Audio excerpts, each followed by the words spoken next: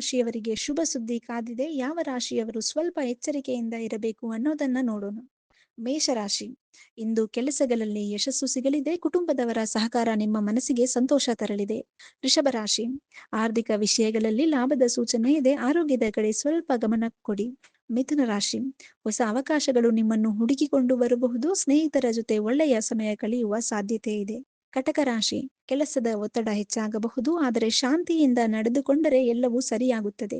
ಸಿಂಹರಾಶಿ, ಇಂದು ಆತ್ಮವಿಶ್ವಾಸ ಹೆಚ್ಚಿರುತ್ತದೆ. ಹಳೆಯ ಯೋಜನೆಗಳು ಯಶಸ್ವಿಯಾಗುವ ಸಾಧ್ಯತೆ ಇದೆ. ಕನ್ಯಾ ರಾಶಿ, ಕುಟುಂಬದಲ್ಲಿ ಸಂತೋಷದ ವಾತಾವರಣ ಇರುತ್ತದೆ. ಹಣಕಾಸಿನ ವ್ಯವಹಾರಗಳಲ್ಲಿ ಎಚ್ಚರಿಕೆ ಅಗತ್ಯ. ತುಲಾ ರಾಶಿ, ಪ್ರಯಾಣದ ಅವಕಾಶಗಳು ದೊರೆಯಬಹುದು.